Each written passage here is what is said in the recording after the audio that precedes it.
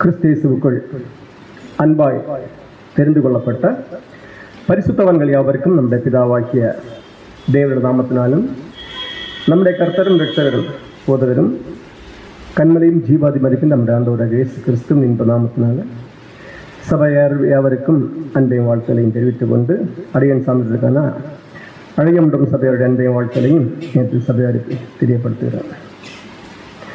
சகோதரர் அறிவித்தவனமாக நாம் இன்றைய தினம் பார்க்கின்ற ஒரு சத்தியப்படும் தலைப்பானது மேல் வீட்டறையில் நாம் என்கிற தலைப்பில் ஒரு சத்திய படத்தை நாம் விசாரிக்கிறோம்.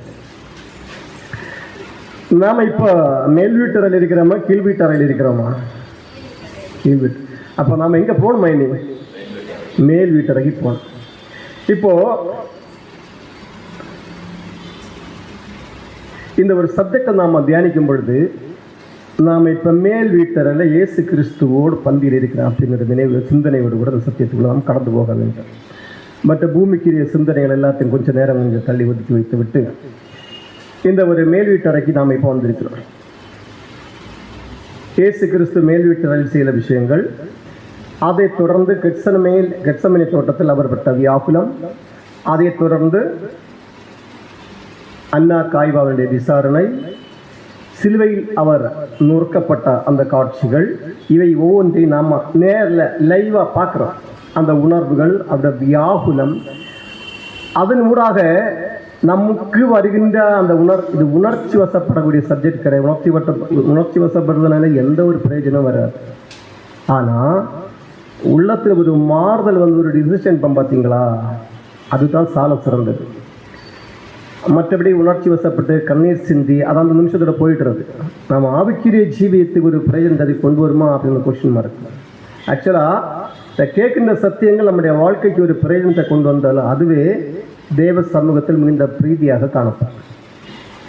இப்படி நம்முடைய ஆண்டவராகிய இயேசு கிறிஸ்துவனுடைய இந்த பாடுகளை நாம் லைவாக பார்க்குறோம். அதன் மூலமாக நம்முடைய வாழ்க்கையில் வருகின்ற தாக்கம், மாற்றம், இதைத்தான் தேவன் எதிர்பார்த்து அனுதினமும் தேவனுடைய பிள்ளைகள் மூலமாக அநேக சத்தியங்கள் நம்மை நோக்கி கடந்து வருகின்றது. இந்த சத்தியம் ஏன் உலகத்தாரு போகவில்லையா? மறைக்கப்பட்டது. அது கொஸ்டின் உங்க முன்னாடி வச்சுட்டு நம்ம சத்தியத்திற்கு நிறைய கடந்து செல்லலாம். பேதுரு அப்போஸ்தலன் கொர்நேலியு வீட்டுக்கு போறதுக்காக சொல்றாரு ஒரு தூதன் மூலமாக. வேற அப்போஸ்தலர் சொல்லி அனுப்பக்கூடாதா? கேள்வி புரியுதா உங்களுக்கு? பேதுரு அப்போஸ்தலரை தவிர்த்து வேற ஏன் அப்போஸ்தலர் இருந்தாங்களே, அவர்களில் ஒருவரை சொல்லி அனுப்ப முடியாதா? கேள்வி நம்பர் 1. நம்பர் 2, ஒரு தேவதூதன் வந்து கொர்நேலியுவிடம் சொல்றாரு, நீ ஆள் அனுப்பியா போயா? யாரை கூப்பிடணுமா? பேதுரு அப்போஸ்தலரை கூப்பிட்டு அவர் வந்து உனக்கு காரியங்கள் சொல்லி தருது அப்படின்னு சொல்லி. ஏன் அந்த தேவ தூதருக்கு இந்த விஷயங்களை கொர்நேலியுவுக்கு சொல்லி கொடுக்க முடியாதா? 2 கேள்வி உங்க முன்னாடி தான் வச்சிருக்கோம். சரிங்களா? இதனுடைய விளக்கம் நம்ம கடைசியில் பார்த்துருவோம். என் பொருள் நான் மறந்த விட கேட்டுருங்க. இப்போ மேல் வீட்டுறையில் அந்த மேல் வீட்டுறை யாருக்கு சொந்தமானதான்? மார்க்குக்கு சொந்தம். மேல் வீட்டுறை மட்டும் கிடையாது, கெத்செமனே தோட்டம் கூட மார்க்குக்கு சொந்தமானது.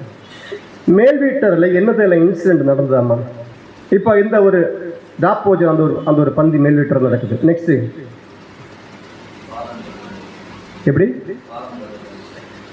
அது இன்னைக்கு சேம் அதே இடத்துல நடந்துட்டு இருக்கு. ஒரே இன்சிடென்ட் தான்.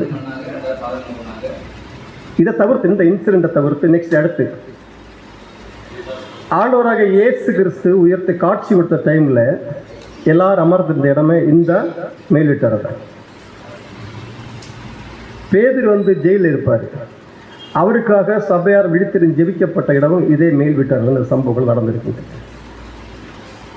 இப்போ மேல் வீட்டறைக்கு போகிறதுக்கு முன்னாடி சீசர்கள் இயேசு கிறிஸ்துவை கேட்குறாங்க, பஸ்காவை அனுசரிக்கும்படி நாங்கள் எந்த இடத்த உங்களுக்கு ஆயத்தப்படுத்தணும் அப்படின்னு விஷயத்தை கேட்கும்போது ஆண்டவர் இயேசு என்ன பதில் சொல்வாராமா? வாசிக்கலாம். மார்க்கு 14ஆம் அதிகாரத்தில் 12 முதல் 15 வசனங்கள்.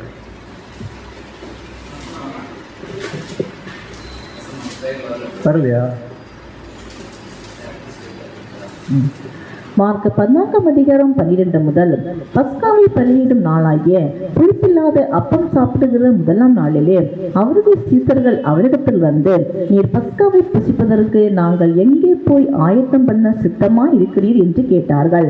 அவர் தம்முடைய சீசரை 2 பேரை நோக்கி, நீங்கள் நகரத்திற்குள்ளே போங்கள். அங்கே தண்ணீர் குடம் சுமந்து வருகிற ஒரு மனுஷன் உங்களுக்கு எதிர்ப்படுவான். அவன் பின்னே போங்கள். என்ன ஒரு விஷயம் சொல்றாரு ஆண்டவர் இயேசு கிறிஸ்து? நகரத்துல போங்க, தண்ணீர் சுமந்து வருகிற ஒரு மனுஷன் நீங்க பார்ப்பீங்க, அவர் உங்களோட டைரக்ட் பண்ணுவாரு. இப்படி உவமையா சொல்றதுக்கு பதிலாக ஓப்பனை சொல்லக்கூடாதா? பைபிளை நீங்க உன்னிப்பா கவனித்து, உன்னிப்பா மீன்ஸ் எல்லா கேள்விக்கும் கேள்வி வரணும். ஏன், எதற்காக, எப்படி, எப்பொழுது, இப்படி கேள்வி கேட்டு கேட்டு கேட்டு கேட்டு வாசிச்சா எல்லா விஷயத்திலையும் நிச்சயமாக தேவன் ஒரு ஆவிக்குரிய இஸ்ரவேலருக்கு ஆவிக்குரிய போஜனமான ஒரு விஷயத்தை மறைத்து வைத்திருக்கிறார் என்பது எல்லளவும் சந்தேகமே கிடையாது. சரி, இதற்கு பார்த்துடலாம். வாசிக்க கண்டினியூ பண்ணுங்க. அவன் எந்த வீட்டுக்குள் பிரவேசிக்கிறானோ அந்த வீட்டு எஜமானி நோக்கி, நான் என் சீசரோடு கூட பஸ்காவை புசிக்கிறதற்கு தகுதியான இடம் எங்கே என்று போதகர் கேட்கிறார் என்று சொல்லுங்கள். அவன் கம்பளம் முதலானவைகளை விரித்து ஆயத்தம் பண்ணப்பட்டிருக்கிற விசாரமான மேல் வீட்டறையை உங்களுக்கு காண்பிப்பான். அங்கே நமக்காக ஆயத்தம் பண்ணுங்கள் என்று சொல்லி அனுப்பினார். ஒரு ஊமையா பேசி முடிச்சாரு. ஒருவேளை தண்ணீர், அதாவது அந்த குறிப்பிட்ட இடத்துல தண்ணி இல்லாததுனால தான் இன்னொரு மனுஷன் தண்ணி சுமந்துட்டு வர்றாரு. அதே மாதிரி இன்னொரு வீட்டும் தண்ணீர் பற்றாக்குறை வர வாய்ப்பு உண்டா இல்லையா? அப்ப 2 பேர் ஒரே டைம்ல தண்ணீர் சுமந்துட்டு வந்தாச்சு, இங்கே யார்கிட்ட போய் கேட்பாங்களாம்? ஒருவேளை 3 பேர் வருவாங்க. இப்படி சீசர்ல எந்த கேள்வியும் கேட்கல. அவர் சொன்னாரு, அவங்க அப்படியே போயிட்டாங்க. ஏன் இயேசு ஊமையா பேசுறாரு தெரியுதா? அந்த பேச்சிலேயே ஒரு தீர்க்க தரிசனம் நிறைவேற்ற வராரு. மேய்ப்பனை வெட்டுவேன், ஆடுகள் சிதறடிக்கப்படும் அப்படின்னு சொல்லி ஆல்ரெடி ஒரு தீர்க்க தரிசனம் உண்டு. இங்கு ஆல்ரெடி யூதாஸ் காரியத்தை வந்து டீல் பேசிட்டாரு. பிரதான ஆசாரிட்ட போய் டீல் பேசியாச்சு. நான் இப்போ இவரை காமிச்சு கொடுக்கறதுக்காக ஒரு டைம் பார்த்துட்டு இருக்கிறார். இயேசு கிறிஸ்து இந்த ஒரு விஷயத்தை குறிப்பிட்ட அந்த மேல் வீட்டரை சொல்லியாச்சு. இங்கே இப்போ யூதாஸ் காரியத்துக்கு விஷயம் வெளிச்சிட்டு வந்த உடனேயே இன்ஃபர்மேஷன் அவங்களுக்கு போனால் மேல் வீட்டரில் சீசர்களுக்கு சிதறி ஓடுவதற்கான வாய்ப்பு கிடையாது. அந்த தீர்க்க தரிசனங்கள் நிறைவேற்றப்பட வேண்டும். இப்போ மேல் வீட்டரில் இருந்து இவங்களுக்கு சிதறி ஓடுறதுக்கு வாய்ப்பு இல்லாததுனால தான் அந்த இடத்த ஹைட் பண்ணிட்டார் ஆண்டவர் இயேசு. யூதாஸ் காணக்கூடாது என்பதற்காக இல்லை, அந்த டைமில் யூதாஸ் தெரிய வேண்டும் என்பது அந்த ஆண்டவர் இயேசு கிறிஸ்துவின் பிளான். ஏன்னா தேவனுடைய திட்டம் நிறைவேற்றப்பட வேண்டும். அந்த எந்த எக்ஸாக்ட் டைம் வரும்பொழுது அது நிறைவேற்றப்பட வேண்டும் என்பதுதான் ஆண்டவராகிய இயேசு கிறிஸ்துவினுடைய நோக்கம். இப்போ தண்ணீர் சுமந்து வருகின்ற ஒரு மனுஷன், இது எதை அடையாளப்படுத்தணும்? சத்தியம், தண்ணீர்,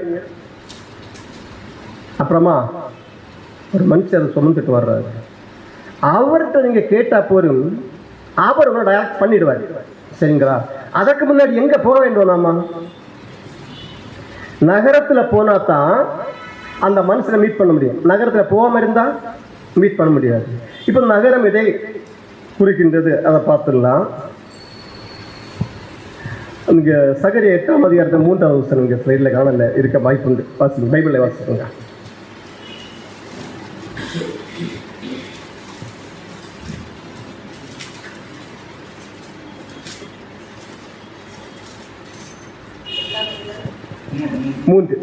சகரியா 8ஆம் அதிகாரம் 3ஆம் வசனம். நான் சீயோனிடத்தில் திரும்பி எருசலேமின் நடுவிலே வாசம் பண்ணுவேன். எருசலேம் சத்திய நகரம் என்றும் சேனைகளுடைய கர்த்தரின் பர்வதம் பரிசுத்த பர்வதம் என்றும் அழைக்கப்படும் என்று கர்த்தர் சொல்லுகிறார். இந்த பர்வதத்தை, அதாவது அழைக்கப்பட்ட சபையை பற்றி தான் சொல்றாரு. இந்த பர்வதமாகிய சபை முதலாவது எங்க வர வேண்டுமா? அழைப்பு என்று சொல்லப்படும் நகரத்துக்குள் வர வேண்டும். அது முதல்ல கேட்டேன். இந்த சத்தியம் வந்து ஏன் மற்ற கிறிஸ்தவ சகோதர சகோதரர்கள் கடந்து போகவில்லை அப்படின்னா, இந்த சத்திய நகரமாகிய அழைப்புக்குள் இவங்க இன்னும் என்று ஆகலை. அதனால அவங்களுக்கு ஹைட் பண்ணப்பட்டது. அது அவங்களுக்கு புரியாது. அப்போ அந்த அழைப்புக்குள் வந்தவங்க அவங்களை பார்க்கல மேன்மையானவர் என்பதுக்கு சந்தேகமே கிடையாது. அதனால தான் ஆண்டவராக இயேசு கிறிஸ்துவை வந்திருந்து விருந்த ஆயத்தம் பண்ணி அவரே பந்தியை பரிமாறி கொண்டிருக்கின்ற ஒரு சூழல். இந்த சத்தியத்தை பெற்றுக்கொள்கிறவர்கள் சாதாரணமான தேவனுடைய பிள்ளைகள் கிடையவே. நல்லா புரிந்து கொள்கிற விஷயம், இந்த சத்தியத்தை பெற்றுக்கொள்கிறவர்கள் தேவனுடைய படைப்புகளில் மிக மேன்மையான மக உன்னதமான அந்த சிருஷ்டிப்புக்குள் கடந்து வர்றாங்க. எப்போவும் நம்ம இதுதான் புரிந்து கொள்ள வேண்டும். ஏன் அவங்களுக்கு இது போக இல்லையா? இந்த சத்தியம் என்ன பக்கத்து வீட்டில் உள்ளவங்க என்னை விட அதிகமாக ஜபிக்கிறாங்க, வேதம் வாசிக்கிறாங்க, சபைக்காக ஓடுறாங்க, எல்லா ஊழியம் பண்ணுறாங்களே, ஏன் இது கடந்து போகல அப்படின்னா இன்னும் அழைப்புக்குள் வரவில்லை. அது நம்ம முதல்ல புரிந்து கொள்ள வேண்டும். அப்போ அழைப்புக்குள் வந்தவங்க அவர்களை பார்க்கலும் மேலானவர்கள். அவர்களை பார்க்கலும் மேலானவர்கள் அப்படின்னா அவர்களை பார்க்கலும் மேலான கேரக்டர் கிரியை காண்பிக்க வேண்டும் என்பது தேவன் நமக்கு எதிர்பார்க்கின்ற ஒரு விஷயம். இப்போ பரலோகத்தில் ஒரு பந்தி இருக்குமா இல்லையா? இருக்கு. எத்தனை பந்தியை பற்றி ஆண்டவர் இயேசு கிறிஸ்து சொல்றாரு? வாசிப்போம். மத்த 26ஆம் அதிகாரத்தினுடைய 29ஆம் வசனம். இங்கே வாசிங்க சிஸ்டர். மத்த 26ஆம் அதிகாரம் 29ஆம் வசனம். இது முதல் இந்த திராட்சைப்பழ ரசத்தை நவமானதாய் உங்களோட கூட என் பிதாவின் ராஜ்யத்திலே நான் பானம் பண்ணும் நாள் வரைக்கும் இதை பானம் பண்ணுவதில்லை என்று உங்களுக்கு சொல்லுகிறேன் என்றார். இப்போ இயேசு கிறிஸ்து பேசுறாரு. பரலோகத்துல ஒரு என்ன இருக்குமா? பந்தி உண்டு அப்படின்னு சொல்றது. இன்னொரு வசனங்களை வாசிக்கிறேன். லூக்கா 22:30. லூக்கா 22ஆம் அதிகாரம் 30ஆம் வசனம். நீங்கள் என் ராஜ்யத்திலே என் பந்தியில் போஜனபானம் பண்ணி இஸ்ரவேலின் 12 கோத்திரங்களையும் நியாயம் தீர்க்கிறவர்களாக சிங்காசனங்களின் மேல் உட்கார்வீர்கள் என்றார். இப்ப இந்த பந்தி எந்த பந்தியாம்? பரலோகத்தில் ஒரு பந்தி இருக்குது. ஆண்டவராகிய இயேசு கிறிஸ்து இதுக்கு முன்ன ஒரு பந்தியை பற்றி பேசுறாரு. அது மேல் வீட்டார் நடக்கின்ற பந்தி. ஆனா இனி ஒரு பந்தி இருக்கிறது. அது இங்கே கிடையாது, அது ராஜ்யத்துக்கு. அந்த பந்திக்கு நீங்க ஆயத்தம் பட வேண்டும். அந்த ஆயத்தப்படுத்துகிற வேலை இங்கே செய்துட்டே இருக்கிறார். இப்ப இந்த மேல் வீட்டறையில ஒரு பந்தி இருக்கிறது. இந்த பந்தி பரலோகத்தில் இருக்கின்ற ஒரு பந்திக்கு ஒத்திருக்கின்றது. நாம ஆண்டவராகிய இயேசு கிறிஸ்து மேல் வீட்டரை ஒரு பந்தி அனுசரித்தார் பார்த்தீங்களா? அந்த பந்தி என்னைக்கு அனுசரிக்க போறாமாம்? வருகின்ற மார்ச் 31ஆம் தேதி அனுசரிக்கப்படும். அந்த பந்தி எந்த பந்தி ஒத்திருக்க வேண்டுமாம்? கிறிஸ்து மேல் வீட்டர்ல அந்த அதே பந்தி நம்ம இங்க அனுசரிக்க போறோம். இந்த பந்தி அந்த ராஜ்யத்துல லூக்கா 22:30 வாசிச்ச அந்த பந்தியில போய் அனுசரிக்க வேண்டும் அப்படின்னு சொன்னா, இந்த பந்தி அதுக்கு முன்னோடி. இதுக்கு ஒரு நிழல். அந்த பந்திக்கு இது ஒரு நிழலா இருக்கிறது. நாம எப்படி வாழ்ந்து அந்த ஒரு கேரக்டரை காண்பித்தால் இந்த பந்தியில போய் அட்டென்ட் பண்ணலாம் என்கிற ஒரு விஷயத்தை சுட்டி காண்பிருக்கிறார். சும்மா ஒரு பந்தியை வச்சு சரி சாப்பிட்டே போனீங்களா? அது கிடையாது. நாம ஒரு பந்தியை அனுசரிக்கிறது இதற்காகவா? இந்த லூக்கா 22:30 சொல்லப்படும் அந்த பந்தியில் அட்டென்ட் பண்றதுக்காக இங்கே ஒரு பந்தி. அப்ப இந்த பந்தியை அனுசரிக்கும் பொழுது வருகிற 31ஆம் தேதி ஒரு பந்தி. அதனால எல்லா சகோதரத்தோடு ஒப்புரவாக்கி எல்லா விஷயத்தையும் கிளியர் ஆயிட்டு பந்தியை அனுசரித்த பிற்பாடு நெக்ஸ்ட் டே இதுக்கு பேர் என்ன தெரியுதா? தேவனுடைய பார்வையில் மாய்மாலம் பண்ணுகிற ஒரு விஷயம். சுயநலம் கட்டாயமா இந்த மார்ச் 31ஆம் தேதிக்காக மட்டுமே நாம பரிசுத்தமாக்கி மறுபடியும் பழைய நிலைமைக்கு நம்ம போவோம் அப்படின்னா 100க்கு 100 99 கிடையாது. அது சுயநலம். இது மாய்மாலம் பண்ணது தேவனை அங்கீகரிக்கவே மாட்டார். நம்ம எப்போதும் புரிந்து கொள்ள வேண்டிய விஷயம், நாம் ஒவ்வொரு நாளும் கிறிஸ்துவ பந்தியில் பந்தி அனுசரித்து கொண்டே இருக்கணும். எதற்காக வேண்டி சொன்னால் லூக்கா 22ஆம் அதிகாரம் 30 சொல்லப்பட்ட இந்த பந்தியில் போகும்படிக்கு அனுதினம் நாம் பந்தி அனுசரித்து கொண்டே இருக்கிறேன். இந்த சிந்தனையோடு நம்ம செய்வோம் அப்படின்னா இந்த பந்திக்கு இந்த லூக்கா 22:30 சொல்லப்பட்ட இந்த பந்தியில் போய் நம்ம ஆயத்தப்படுவோம். இல்லைன்னா நம்ம பகல் கனவு காண வேண்டிய சூழல் தான் உருவாங்க. நான் அந்த தெளிவை ஓப்பனாக சொல்லிட்டேன். இப்போ ஆண்டவராகிய இயேசு கிறிஸ்து 2 பந்தியை பற்றி பேசினார். சரிங்களா? ஒன்று மேல் வீட்டில் ஒரு பந்தி நடைபெற்று கொண்டிருக்கின்றது. இன்னொரு பந்தி கிறிஸ்துவ ராஜ்ய ஒரு பந்தி வரப்போகின்றது. அந்த பந்திக்கு நீங்கள் ஆயத்தப்பட வேண்டும் என்பதுதான் கான்செப்ட். இப்போ யூதாஸ் காரியத்தை என்ன பண்ணிட்டாராமா? ஆல்ரெடி யார்கிட்ட போய் டீல் பேசிட்டாராமா? பிரதான ஆசிரியர்கிட்ட போய் டீல் பேசியாச்சு. இது எதை அடல்படுத்துமா? ஆல்ரெடி இந்த பிரதான ஆசிரியர்கள் தான் இவங்களெல்லாம் இதற்கு முன்னாடி கிறிஸ்துவ வரதுக்கு முன்னாடி நடத்திட்டு இருந்தாங்க. இது எதை அடலப்படுத்த அப்படின்னா நாம இந்த பந்தியை விட்டு நாம தேவன் விரும்புகிற ஒரு கோணத்தில் இல்லாமல் நாம ஒரு பந்தியை அனுசரிக்கிறது. இந்த யூதாஸ் காரியத்து போன பார்த்தீங்களா, மறுபடி நம்ம ஏன்னா கேரக்டர் அப்படியே ஒத்துடும். அந்த பாபிலோன் இருக்கும் எந்த கேரக்டர் இருக்கிறோ அதே கேரக்டர் வந்துடுவாங்க. அப்ப யூதாஸ் காரியத்து போன மறுபடியும் அவங்களுக்கு கீழே ஆக்சுவலாக இருக்கிற இஸ்ரேல் ஜனங்கள் மாதிரி இருக்கிறது எங்கே இருக்கிறாமா? சிந்தனை இல்லை, எகிப்தில் இருக்கிறது, மனாந்தரத்தில் இருக்கிறது. சிந்தனை எங்கே இருக்கிறதாமா? எகிப்து. இந்த சூழல் இருக்கிறது தான் மாய்மாலம் பண்ணுகிற சூழல். பலகீனம் வரும், பலகீனத்தின் தவறு நம்ம செய்திடும். அது பலகீனத்தினால வராது. எப்படி விட்டு மாறும் தெரியுதா? அதுக்கு தான் மலங்க ஆண்டவர் இதை செய்தேன், இல்லை தெரிஞ்சு தான் செய்தேன், இனிமேல் செய்யவே மாட்டேன். இது எப்படி இருக்கு தெரியுது தேவனுடைய பார்வையில்? அது விலையேறப்பட்ட ஒரு சொத்து, இனிமேல் செய்யவே மாட்டேன்.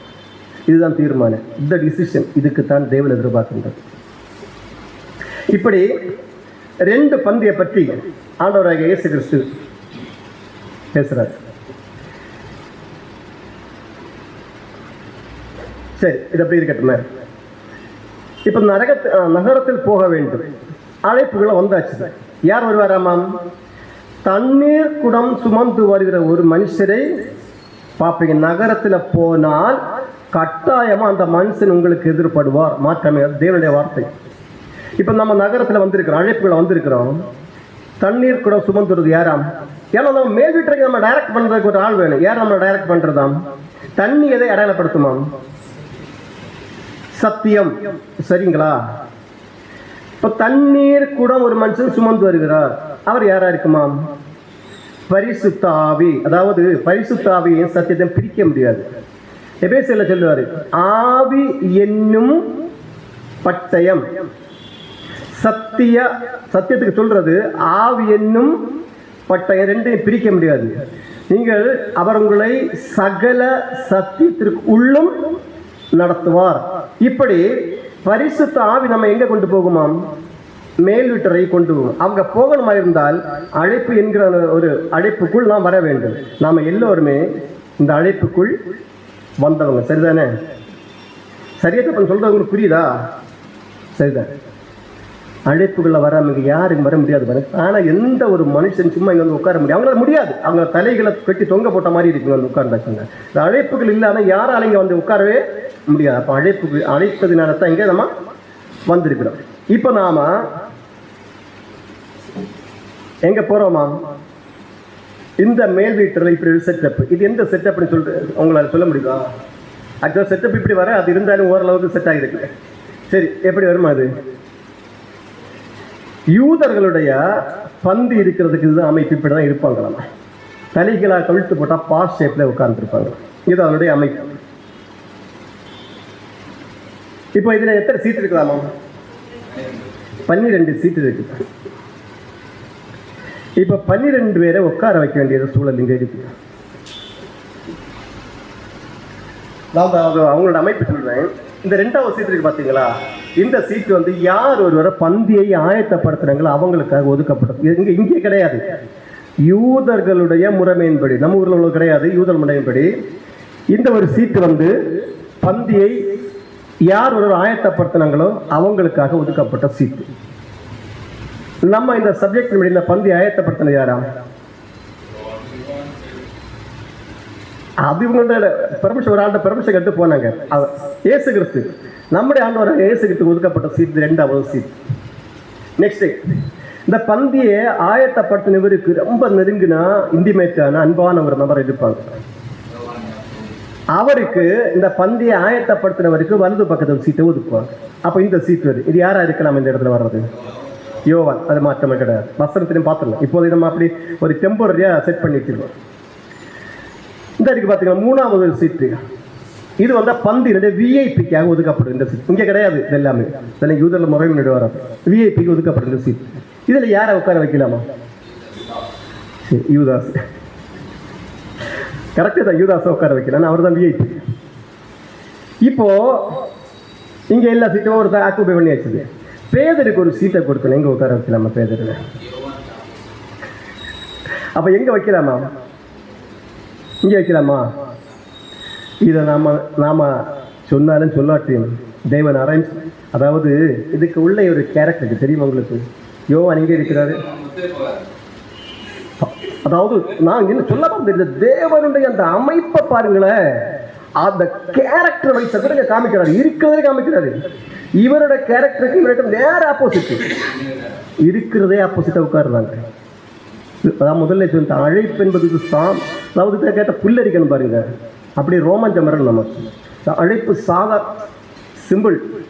தேவனுடைய பார்வையில தேவன் என்ன பார்த்திருக்க என்கிறத சொல்லி நாம சந்தோஷப்படணும். அன்னைக்கு நம்ம சந்தோஷப்படணும். உலகத்தில் எத்தனை இந்தியாவில் மட்டுமே கிட்டத்தட்ட 800 கோடி மக்கள் தொகை இருக்கின்ற இந்த காலகட்டத்தில் இந்த தேவன் என்ன பார்த்தாருன்னா இது சாதாரண விஷயம் கிடையவே கிடையாது.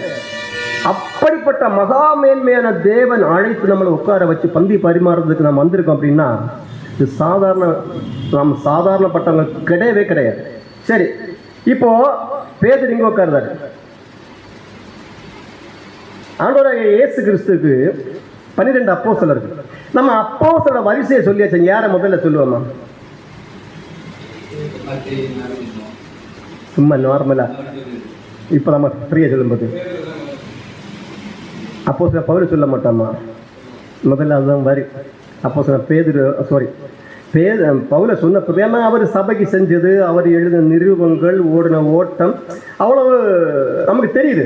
அந்த அளவுக்கு பாடுபட்டார் அப்படிங்கிற விஷயம் நமக்கு தெரியுது. பவுலுக்கு இங்கே இல்லை, அதனால் அவரை விட்டுடுவோம். நெக்ஸ்ட் நம்ம யாரை சொல்லுவோமா? பேதுருவை தான் சொல்றது. ஆனால் யோவான் அப்படி நம்ம சொல்ல மாட்டாங்க. இங்கே இருக்கிறது யோவானை முதல்ல நம்ம படிக்க போகிறோம். அவர் ஏன் இந்த சீட்டில் உட்கார வச்சார் என்பதை நம்ம இப்போ பார்க்க போகிறோம். முதல் ஆண்டவர் இயேசு கிறிஸ்துக்கு 12 சீசர்கள். சரிங்களா?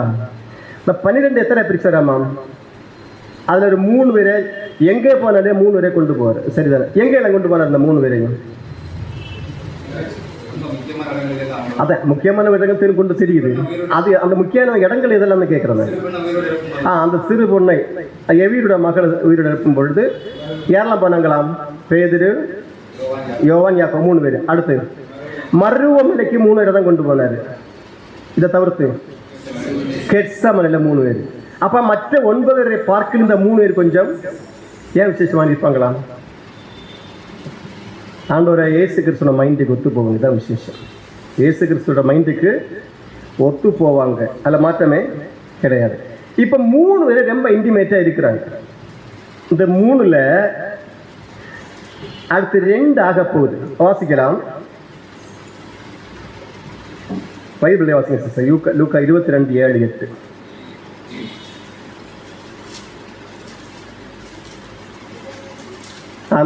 இதிலே வாசிங்க. 22:7 முதல் பஸ்காவை பலியிட வேண்டிய புளிப்பில்லாத அப்ப பண்டிகை நாள் வந்தது. அப்பொழுது அவர் பேதுருவையும் யோவானையும் அழைத்து, நாம் பஸ்காவை புசிக்கும்படி நீங்கள் போய் அதை நமக்கு ஆயத்தம் பண்ணுங்கள் என்றார். சரி, யாரையெல்லாம் கூப்பிட்டாராமாம்? பேதுருவையும் யோவான். இப்ப எத்தனை அந்த 3ல இப்ப எத்தனை ஆயிடுச்சாமாம்? 2.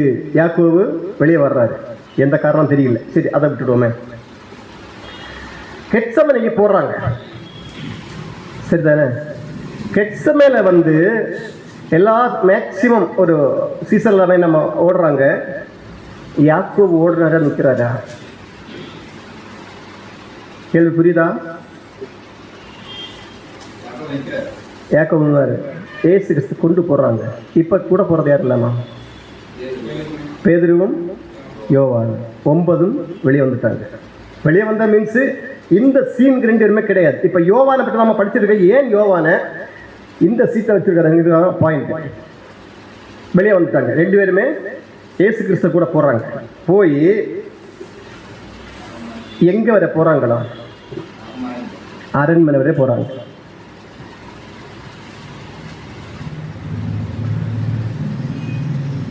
வாசிங்க, பைபிள் வாசிங்க. யோவான் 18:15 முதல் 18வது வசனம் வரைக்கும்.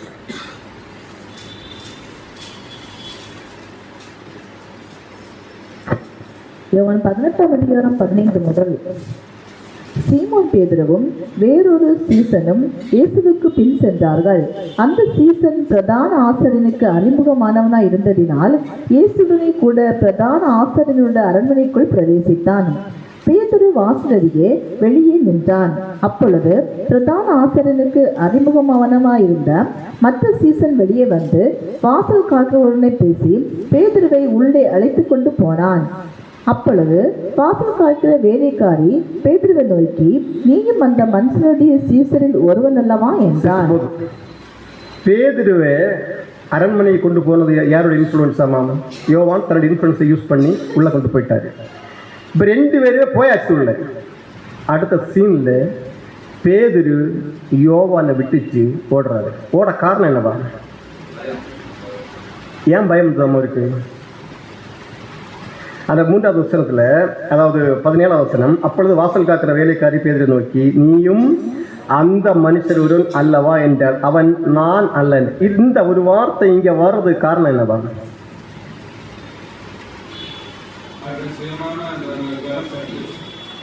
ஓகே, இல்ல இந்த பேதுருவை பற்றி இந்த லேடி சொல்றது காரணத்துக்கு ஒரு பேக்ரவுண்ட் இருக்குது. அதனால இந்த வசனம் இங்க வந்திருக்காது.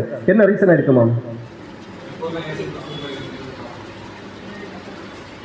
பிரதான ஆசாரியருடைய வேலைக்காரன் மல்கூசர் காதை விட்டுனாரு. எப்படி விட்டுனாரம்மா? சுயத்தை பயன்படுத்துறாங்க. நாம சுயத்தில் எடுக்கின்ற ஒவ்வொரு முடிவுக்கும் ஒரு பின்விளைவு வரும். அது இயேசுவையும் பிதாவையும் விட்டு தூரம் போகிறது கட்டாயமாக ஏதுவாகும். இந்த நாள் தான் பேதுரு இந்த சீனை விட்டு வெளியே வர்றாரு. உடன் இருந்திருப்பார். நாம் சிம்பிளாக நினைச்சிடுவோம். நம்ம சைடில் யோசிப்போம், சரிதான் நான் செய்தது சரியா தப்பா அப்படின்னு சொல்லி என்னுடைய மனசாட்சி எனக்கு சொல்லணும், அல்ல வசனம் சாட்சி கொடுக்கணும், இது கரெக்ட் அப்படின்னு சொல்லி. தேவன் அதுக்கு ஒத்து போகாரு. பேதுருவினுடைய பார்வைக்கு அந்த இடத்துல அவர் செய்தது கரெக்ட், பேதுருவுக்கு சரி. ஆனால் தேவனுடைய பார்வையில் ஆண்டவராக இயேசு கிறிஸ்துவனுடைய அந்த ஆஸ்பெக்டில் பேதுரு செய்தது தேவனுக்கு உடன்பாடு இல்லாத ஒரு விஷயம். அந்த செய்ததுனால இப்போ ஆண்டவராக இயேசு கிறிஸ்துவோடு இருக்க வேண்டிய சூழலை விட்டு பேதுரு பிரிக்கப்படுகிறார். இது நாம் ஆனால் இதைத்தான் சம்பவிக்கும். அந்த தேவனோட உறவு துண்டிக்கப்படும் என்பது சந்தேகமே கிடையாது. துண்டிக்கப்படுறது மட்டும் கிடையாது. இப்போ பேதுரு எதற்கு வேண்டி சொல்றாமா, நான் அவன் நான் அல்ல. இப்போ என்ன இங்கே நடக்குதாமா? தன்னை தற்காத்து கொள்ளும்படிக்கு ஒரு ஸ்டேட்மெண்ட் சொல்ல வேண்டிய சூழல் உருவாங்க. இது இயல்பா நமக்கு வர்றது. ஒரு சூழ்நிலையில மாட்டிக்கிட்டு வெளியே ஒரு சுயத்தினால ஒரு செய்கை செய்த பிற்பாடு அது என்று வெளியே வர்றதுக்காக, நம்மை பாதுகாத்துக் கொள்றதுக்காக இன்னொரு விஷயத்தை எடுத்தாங்க போதும். அதுவும் தேவனுக்கு சித்தமானது அல்ல. தேவனுடைய மறுதலிக்கின்ற ஒரு சூழலை கொண்டு சென்று விடும். அப்போ லூக்கா 22:30 வாசிச்சா, அந்த பந்தியில் நாம் சென்று அதை ஆசரிக்கணும் அப்படின்னு சொன்னால், நம்ம மாமிசத்தில் செய்கின்ற கிரியைகள் தேவனுக்கு சுகந்தமானதாக இருக்காது என்பதை முதல்ல உணர வேண்டும். காரணம், இந்த அழைப்பு சாதாரண அழைப்பு கிடையாது. இது எல்லாரும் கிடைக்கக்கூடிய அழைப்பு அல்ல. அதை எப்போதுமே ஞாபகத்தில் கொண்டால் நம்ம சுயத்திலே செயல்படுவதற்கு கொஞ்சம் தயங்குவோம். அந்த சிந்தனை இல்லாததுனால தான் கண்டமேனிக்கு பேசுறது செய்கிறது எல்லா விஷயத்தையும். அப்படி செஞ்சிட்ட பிற்பாடு தேவனோடு இருக்கின்ற உறவை துண்டிக்கப்படுறதுக்கு ஏதுவாக காணப்படும். நம்ம அதில் ஜாக்கிரதையாக காணப்படுறோம். ஏதோ ஒரு நாள் வரையில் 31 ஒரு பந்தி ஆசரிச்சுட்டு போய் நெக்ஸ்ட் நம்ம விருப்பம் பண்ணுறோம். அதெல்லாம் மாய்மானம் பண்ணுற ஒரு விஷயங்கள். தேவனை ஏமாற்ற மாட்டேங்க நாம செஞ்சு நம்முடைய விருப்பத்தை நம்ம செய்கிறது. இது தேவன் எங்கே இருக்கவே மாட்டாங்க. எல்லா நாளும் நான் உயிரோடு இருக்கிற எல்லா நாளும் நான் பந்தி ஆசரிச்சுட்டே இருக்கேன். இந்த சிந்தனை தான் நமக்கு வேணும். இப்போ 12 9 வெளியே, அடுத்து 3 3ல் 1 வெளியே, அடுத்து 2ல் 1 வெளியே. இப்போ தனி மனுஷனை ஒரு சிங்கிள் மேன நிற்கிறது யாரு தெரியுதா? யோவான்.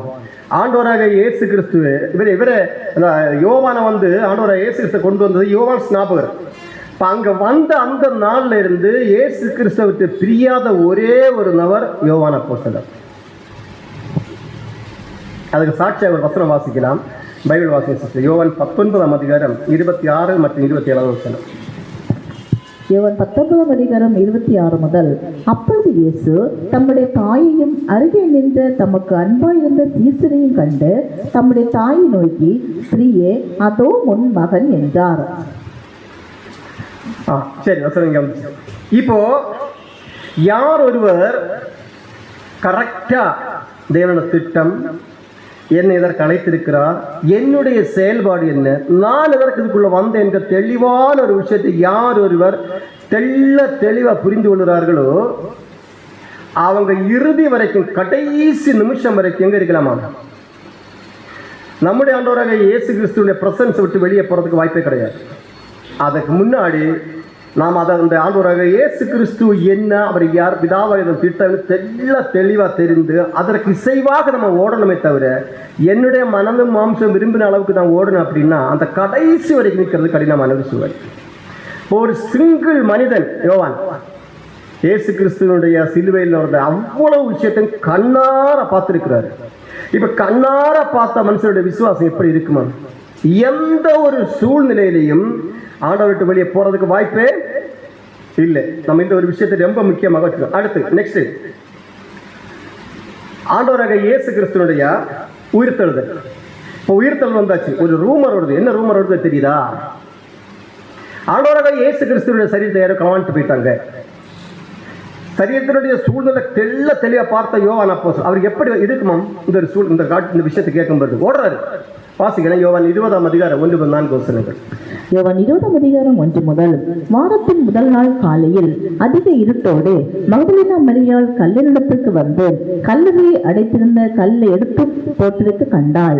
உடனே அவள் ஓடி சீமோன் பேதுருவிடத்திலும் இயேசுவுக்கு அன்பாயிருந்த மற்ற சீசனிடத்திலும் போய் கர்த்தரை கல்லிலிருந்து எடுத்துக்கொண்டு போய்விட்டார்கள், அவரை வைத்த இடம் எங்களுக்கு தெரியவில்லை என்றாள். அப்போது பேதுருவும் மற்ற சீசனும் கல்லறையிடத்துக்கு போகும்படி புறப்பட்டு இருவரும் ஒருமித்து ஓடினார்கள். பேதுருவை பார்க்கிலும் மற்ற சீசன் துரிதமாய் ஓடி முன்பே கல்லறையிடத்தில் வந்து. இப்ப ஓடுறது யாரெல்லாமா? பேதுரு மறுதளித்த விஷயம் யோவானுக்கு தெரியுமா தெரியாதா? தெரியும். அவர் ஸ்பாட்ல உண்டு. ரெண்டு சேர்ந்து இருக்கிறாங்க. யார் கூட்டு போறதே யோவான் தான். அப்ப அந்த லேடி சொல்லும் தெரியாதா? பக்கத்துல இருக்கிறாங்க. பேதுரு அந்த ஒரு இயேசு கிறிஸ்துவை மறுதளித்தார் அப்படின்னு சொல்லி யோவான் எங்க எழுதியிருக்கிறாரு? எங்க சொன்னார்? ஒரு வார்த்தை இங்கே பேசவே இல்லை. நீ ஆண்டவரை நீ மறுதளித்தார், நீ வரக்கூடாது அப்படின்னு எந்த வார்த்தையும் சொல்லவே இல்லை. இதுதான் தெய்வீக கேரக்டருக்கும் மனுஷிக கேரக்டர் வித்தியாசம். அன்பு சகல பாவங்களையும் மூடும். ஒரு தெய்வீக அன்பு எனக்கு உள்ள வந்தது அப்படின்னா என்னுடைய சகோதரன் செய்த குறை நான் பார்க்கவே மாட்டேன். ஏன்னா எனக்கு தெரியும், நான் எப்படி எனக்கு தெரியும், என்ன பார்ப்பேன். நானே அதை விட கேவல, இதை பற்றி என்ன சொல்றதுக்கு? அமைதியாகிடுவார். அந்த கேரக்டர் உள்ள வரும். அதற்கு எக்ஸாம்பிள் தான் யோவான் அப்போஸ்தலர். அதனால தான் அவருக்கு ஒதுக்கப்பட்ட சீட்டு ஒன்று.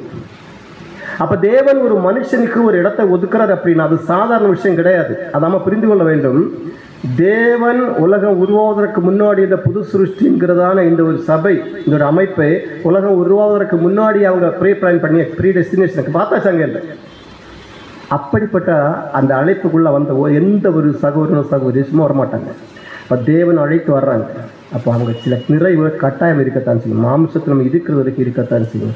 யோவான மாதிரி இது யார் ஒருவரை மறைக்கிறாங்களோ அவங்க தான் இயேசு கிறிஸ்துவோடு ஒன்றி பிணைப்பாக செயல்பட்டவங்க. ப்ரூஃப் இங்கே கிறிஸ்துவோடு இருந்தால் அந்த கேரக்டர் நம்மகிட்ட வரும் பாருங்க. அன்பு சகல பாவங்களையும் மூடும். இல்லைன்னா அது வெளி காண்பிக்கும். அது வெளி காண்பிச்சுன்னா இது கிறிஸ்துவனுடைய கேரக்டர் கிடையவே கிடையாது. விஷயத்தில் யோவான் தன்னை நிரூபிச்சுட்டார். இப்போ நம்ம சிந்திக்க வேண்டிய நேரம் இல்லை. இப்போ பந்தியில் யோவானி ஒதுக்கப்பட்ட அந்த 1வது சீட்டு, 2வது சீட்டு ஆண்டவராக இயேசு கிறிஸ்து. இப்போ 3வது இருக்கிற யாராம்? யூதாஸ் காரியத்தில் இருக்கிறது. நம்ம சொல்ல மாதிரி 3வது இடத்துல ஆண்டவராக இயேசு கிறிஸ்து இடத்து பக்கத்தில் அவர் இருக்கிறார். ஆண்டவராக இயேசு கிறிஸ்துவுக்கு யோவான் அப்போஸ்தலருக்கு ஆப்போசிட்டா இருந்தது பேதுரு. இங்கே ஆண்டவராக இயேசு கிறிஸ்து பாதம் கழுவுறாரு. ஒவ்வொருக்கும் பாதத்தை கழுவுறாரு. இவர்கிட்ட பக்கத்தில் வந்து இருப்பாரா? பேதுருடைய யோவான பாதத்தை கழுவி இருக்கிறார். யோவான கேரக்டர் ஆண்டவராக இயேசு கிறிஸ்து தெரியுமா தெரியாதா? யோவான் 2:25 தெள்ள தெளிவு சொல்லப்பட்ட மனிதனுடைய இதயத்தில் இருக்கிறவர் வந்திருக்கிறபடியால் ஒருவரை குறித்து அவருக்கு சாட்சி சொல்ல வேண்டிய அவசியமே கிடையாது. தெரியும். நெக்ஸ்ட் யூதாஸ் காரியத்தை பக்கத்தில் வர்றாரு. தெரியுமா தெரியாதா? தெரியும். நான் பேசினாரா? ஒவ்வொருவருடைய பாதத்தையும் கழுவுறாரு. இங்க விஷயம் என்ன அப்படின்னா, ஒவ்வொரு சீசனுடைய பாதத்தை கழுவும் போதும் ஒவ்வொரு மனநிலையான ஒரு இயேசு தெளிவாக தெரிகிறார். அது நம்ம டீட்டெயிலாக முடிவு கொஞ்சம் லேட்டாகி பார்த்துடலாம். அப்பத்தை கொடுக்குறாரு. அப்பம் புசிக்க கொடுக்கும் பொழுது பாஸ் பண்ணி இருப்பாரா? ஒவ்வொரு இதை கொண்டு கொடுத்துருப்பாரா?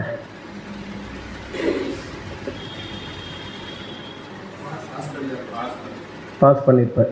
வசனம் அப்படின்னா மறைமுகமாக இருக்கு, பாஸ் பண்ண அதுதான் சான்ஸ். ஏன்னா இது என்ன விஷயம் அப்படின்னா,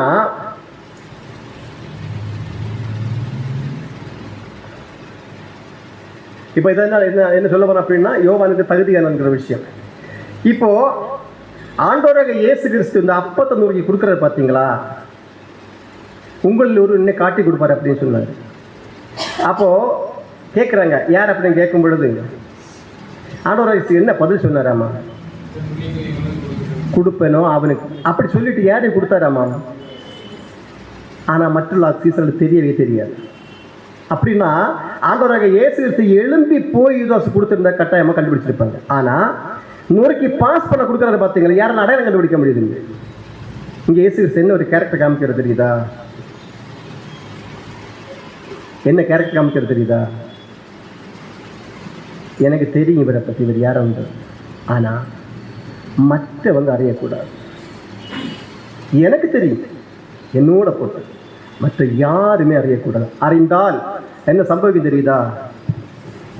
பேதர் விட்டுருப்பாரா? அதான் விஷயம்.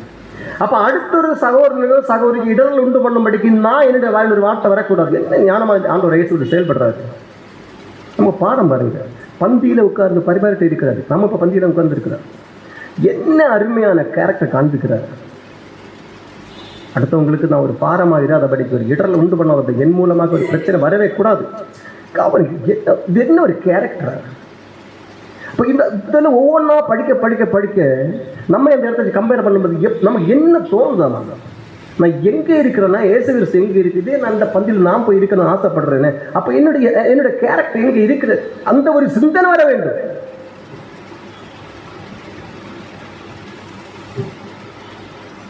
நம்ம சாதாரண ஒரு பந்தியில் வந்து இருக்கிறது கிடையாது. இந்த உணர்ச்சி வசப்படுறதுக்கு அளவுக்கு அது விஷயம் கிடையாது. அப்படியேப்பட்ட அது விஷயமே கிடையாது தெரியல. ஆனால் ஒரு சிந்தனை கொண்டு வர வேண்டும். நான் எங்கே இந்த பந்திக்கு நான் தகுதியா, அந்த ஒரு உணர்வு நமக்குள்ள நாம் ஒரு முடிவு எடுக்கணும். பாருங்களேன், இன்னைக்கு மாதிரி தான் என்னுடைய வாழ்நாள் முழுவதுக்கு நான் ஒரு பந்தியை ஆசிரிக்கிற பந்தியிலே இருக்கிற உணர்வோடு இருந்தால் அந்த லூக்கா 22:30 சொல்லப்பட்ட பந்தியில் கட்டாயமாக போயிருக்க வாய்ப்பு உண்டு. வருகிற மார்ச் 31க்காக நான் என்ன தயாரப்படுத்தி கொண்டு 31 முடிச்ச பிறகு மறுபடியும் ஏப்ரல் 1 பழைய நிலைக்கு போயிட்டு அது மாயமால நம்ம ஏமாற்ற தேவன் இதில் சந்தோஷப்படவே மாட்டார். அதுக்கு தேவன் நமக்கு அழைக்கவில்லை. இன்னும் மாதிரி நீ எண்ணும் இந்த ஒரு சூழ்நிலையை கொண்டு வரதான் பந்தியை ஆசரிப்பதன் நோக்கம். இந்த சிந்தனைக்கு தான் வர வேண்டும். வாசிக்கிறேன் யோவான் 13:21 வசனங்கள். யோவான் 13:21 முதல். இயேசு இவைகளை சொன்ன பின்பு ஆவியிலே கலங்கி, உங்களில் ஒருவன் என்னை காட்டிக் கொடுப்பான் என்று மெய்யாகவே உங்களுக்கு சொல்லுகிறேன் என்று சாட்சியாக சொன்னார். அப்பொழுது யாரை குறித்து பேசுகிறாரோ என்று சீசர்கள் ஐயப்பட்டு ஒருவரை ஒருவர் நோக்கி பார்த்தார்கள். அந்த சமயத்தில் அவருடைய சீசரில் இயேசுவுக்கு அன்பானவனா இருந்த ஒருவன் இயேசுவின் மார்பிலே சாய்ந்து கொண்டிருந்தான். இப்போ நம்ம பார்த்த அந்த டிசைன்ல இருக்காதுங்க. அந்த அவங்க உருவாக்குற டிசைன் பண்ண சேரை சாஞ்சிருக்க மாதிரி தான் வைப்பாங்களாமா. இவன் இங்கே உட்கார்ந்து இருக்கிறாரு, யாருக்கும் தெரியல இது யாரு தான், யாருக்குமே தெரியல. அதனால தான் அடுத்த வசனத்தில் இவர் கேட்கிற 25 வாசிக்க யோவான் 13:25. யோவான் 13:25. அப்போது அவன் இயேசுவின் மார்பிலே சாய்ந்து கொண்டு, ஆண்டவரே அவன் யார் என்றான். இப்ப யாருன்னு கேட்கிறாரு. ஆண்டவரே இயேசு சொல்ற பதில பாருங்களேன்.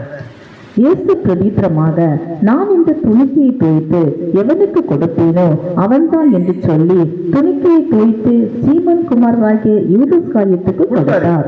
ஆனா யாருக்குமே தெரியல கொடுத்த காரியத்துக்கு கொடுத்தாரு. நெக்ஸ்ட் 28வது வசனம்.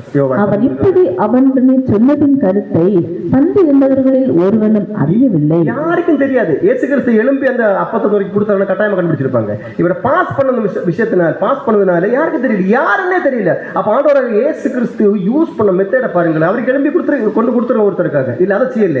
அப்ப செஞ்சிருந்த பிரச்சனை வேற மாடல்ல போயிருக்கு. அதை அவாய்ட் பண்றதுக்காக ஞானமா செயல்படுறாரு. இப்ப ஞானத்தின் பிள்ளைகள் நாமும் ஒவ்வொரு செயல்பாடும் சகோதர சகோதரிகளுக்கோ இல்லை சபைக்கு ஒரு இடர்கள் உண்டாகாதபடிக்கு ஒவ்வொரு செயலையும் செய்யவில்லை என்கிறதான பாடத்தான் ஆண்டவர் இயேசு கிறிஸ்து காண்பிக்கிறார். இப்ப நெக்ஸ்ட் நம்ம பேதுரு அப்போஸ்தலர் எங்க உட்கார்ந்திருந்தாரு இங்கே ஒரு விளக்கம் வருது பாருங்க, வாசிக்கலாம். யோவான் 13:23-24 யோவான் 13:23 முதல். அந்த சமயத்தில் அவருடைய சீசரில் இயேசுவுக்கு அன்பானவனாய் இருந்த ஒருவன் இயேசுவின் மார்பிலே சாய்ந்து கொண்டிருந்தான். யாரை குறித்து சொல்லுகிறார் என்று விசாரிக்கும்படி சீமோன் பேதுரு அவனுக்கு சைகை காட்டினான். எப்படி சைகை காமிக்க முடியுமா? ஆப்போசிட் டைரக்ஷன் இருந்தால் தான் சைகை காமிச்சு கேட்க முடியும். யாருக்குமே தெரியல இது யார் அப்படிங்கிற விஷயம். ஆனால் இயேசுக்கு தெரியும் இன்னார் தான் அப்படின்னு சொல்லி. இதையெல்லாம் முடிச்சுட்டு இப்போ அதை முடிச்சுட்டு இங்கே பாதங்கள் சீனுக்கு வர்றாரு. இப்போ சீமோன் பேதுரு பக்கத்தில் வர்றாரு. ஆண்டவராக இயேசு கிறிஸ்து இந்த பாதம் கழுவுறதுக்கு முன்னாடி என்ன ஒரு விஷயம் செய்வாராமா? நம்ம யோவான் 13 ஃபுல்லாக வாசிச்சோம்னா தெளிவாக தெரியும் என்ன செய்தாராமா. அவர் வஸ்திரத்தை என்ன பண்ணுறாராமா? கலட்டுறாரு. ஏன் அந்த வஸ்திரத்தோட வந்து பாதங்கள் இவர் குறைஞ்சு போயிடுவாரா? இதில் ஒரு பாடத்தை கற்றுத்தர்றாரு. அந்த கேரக்டரோட மாறணும் பாருங்களா. அந்த வேலை செய்வதற்கு ஒரு ட்ரெஸ் உண்டா இல்லையா? அந்த ட்ரெஸ் இட்டு வேலை செஞ்சால் தான் அந்த வேலையோட ஒன்றி வேலை செய்ய முடியும். இல்லைன்னா ஒரு ஷோ காண்பிக்கிற மாதிரி இருக்கு. இப்போ ஆண்டவராக இயேசுகிட்ட செயல்பட ஒரு ஷோ காண்பிக்கிறதுக்கு இல்லை, ஒரு ரியாலிட்டி. அப்போ இங்க ஒரு ஆக்சுவலா இந்த வேலையை செய்ய வேண்டியது யார் தெரியுதா? கடைசி அந்த அந்த கடைசியில் உட்கார வைக்கிற ஒரு நபர் வந்து அந்த பந்தியினுடைய எல்லா விஷயங்களும் செய்ய வேண்டும். அதை கிளீன் பண்றது மற்றபடி ஒவ்வொரு விஷயத்தையும் அவர் தான் செய்யணும். அதுக்காக தான் அந்த கடைசி அட்டத்து சீட் எழும்பி போறது வசதியாக அந்த சீட்டை டிசைட் பண்றது அவங்க. அப்ப அந்த சீட்டில் இருக்கிறது யாராம்? பேதுரு அப்போஸ்தலர் இருக்கிறாரு. இவருக்கு பாடத்தை கற்றுக் கொடுக்க வேண்டி இருக்குது. இவருக்கு மட்டும் கிடையாது, ஆல்ரெடி இங்க பெங்களுக்குள்ளேயே ஒரு விஷயம் ஓடிட்டு இருக்கு. என்ன விஷயம் ஓடிட்டு இருக்குதாமா? யார் பெரியவன்? இப்ப யார் பெரியவன் அப்படின்னு கேட்டாச்சு. வார்த்தையில சொன்ன இங்க கிளியரா ஆண்டவராக பல சூழ்நிலை டாக்டிக்ஸை யூஸ் பண்ணி பார்த்தாரு. உண்மை ஒர்க் அவுட் ஆகல. அதனால இனி பிராக்டிக்கலா செஞ்சா தான் முடியும் என்பதற்காக வந்துட்டாரு. அதனால இப்ப குறிப்பா பேதுரு உணர்த்த வேண்டாம். ஆண்டவராக இயேசு கிறிஸ்து பிற்பாடு அந்த ஸ்டேட்டுக்கு வர்றது நெக்ஸ்ட் அந்த ஸ்தானத்துக்கு வர்றது யாரா? பேதுரு அப்போஸ்தலர் வரார். இன்னைக்கு சபை வழிநடத்த வேண்டிய பொறுப்பு இவருடைய கையில வரப்போகுது. ஏன் இந்த சபை வழிநடத்த வேண்டிய பொறுப்பு பேதுரு அப்போஸ்தலர் கொடுக்குறாரு அந்த தேவன்? சரி, அதையும் பார்த்துடலாம். இது இயேசு கிறிஸ்துவுக்கு தெரியுது. இப்ப பிராக்டிக்கலா நாம செஞ்சு காண்பித்தா தான் அவரால் முடியும். பேதுரு செய்ய வேண்டிய வேலையை ஆண்டவர் இயேசு செய்தாரு. வஸ்திரத்தை கலற்றி, ஏன் வஸ்திரத்தை கலத்தணுமா? தன்னை மகிமையை விட்டு வெளியே வர்றாரு. அவர்கள் ஸ்தானத்தை விட்டு கீழே இறங்குறது. நம்ம ஸ்தானத்தை, என்னுடைய ஸ்தானத்தை ஒரு ஆள் எடுக்க முயற்சிக்கிறது, என்னுடைய ஸ்தானத்தை ஒரு ஆள் எடுக்க முயற்சி எனக்கு எப்படி வரும் தெரியுதா? அப்ப இங்க ஆண்டவர் இயேசு என்ன ஒரு பாடம் கட்டு தர அப்படின்னா, அதை விட்டு வெளியே வர, அதை விட்டுட்டு வராராம். அந்த மகிமையை விட்டு வராரு. நான் ஒரு ஊழியம் செய்வதற்காக மேலுள்ள மகிமையை விட்டுட்டு வெளியே வர்றாரு. வெளியே வந்து ஒரு சீலையை எடுத்து கட்டுறாரு. மூத்த சவுல் ஒரு கருத்து சொல்றாங்க. இவர் இந்த பாதம் கழுவுறாரு பார்த்தீங்களா, இடுப்பு சீலை கட்டி இருக்கிறாரா. ஒவ்வொருவருடைய பாதத்தை கழுவும் போதுமே நீட்டா துடைப்பாருங்க. அதை அவருக்கு இடுப்பை கட்டி அந்த சீலையை கொண்டு வந்து துடைக்கிறாரு. துடைக்கிற விஷயம் என்னன்னா, யோவான் ஸ்நாபருடைய பாதத்தை கழுவும் போது எனக்கு அன்பான ஒரு சீசன் சந்தோஷமா தொடச்சிருப்பாரு. யூதாஸ் காரியத்தை பக்கத்தில் போகும்போது என்ன, அதாவது ஆண்டவர் எங்கேயுமே மாய்மாலம் பண்ணவே இல்லை. இவர் யூதாஸ் காரியத்துடைய காலை எப்படி கழுவினாரோ அதே ஆஸ்பெக்டை தான் யோவான் ஸ்நாபருடைய காலையும் கழுவிருப்பார். ஒரு நபருடைய காலை கழுவிட்டு அந்த தண்ணி வெளியே வீட்டு அடுத்து, அதெல்லாம் தண்ணி அழுக்காகும். அடுத்து புது தண்ணி எடுத்து தான் கழுவுறாரு. அப்படியே சவுர் எழுதியிருக்கிறாங்க, புது தண்ணி எடுத்து கழுவுறாரு. அப்படி 12 பேரை காலை கழுவும் போதும் புது தண்ணி எடுத்துகிட்டே வர்றாரு. வேற யாரையும் அந்த வேலைக்கு அப்பாயின்மெண்ட் பண்ணவே இல்லை, அவரே செய்தாராம் ஒவ்வொரு விஷயத்தையும். இப்போ யூதாஸ் காரியத்தை பக்கத்தில் போய் என்ன ஃபீல் பண்ணியிருப்பாரு ஆண்டவர்? வெளியே காண்பிச்சாரா? நீ என்னை காண்பிக்க வர இல்லை, ஒரு காலை கழுவிட்டு இனி அவனை கழுவு, நீ என்ன இப்படி செய்யப்படுற காமிச்சார்? இல்லவே இல்லை.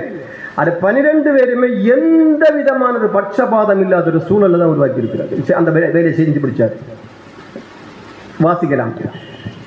யோவான் 13:4-5. யோவான் 13:4 முதல். போஜனத்தை விட்டெழுந்து வஸ்திரங்களை கலற்றி வைத்து ஒரு சீலையை எடுத்து அறைகளை கட்டிக்கொண்டு பின்பு பாத்திரத்தில் தண்ணீரை வார்த்து சீசருடைய கால்களை கழுவவும் தாம் கட்டி கொண்டிருந்த சீலையினால் துடைக்கவும் தொடங்கினார்.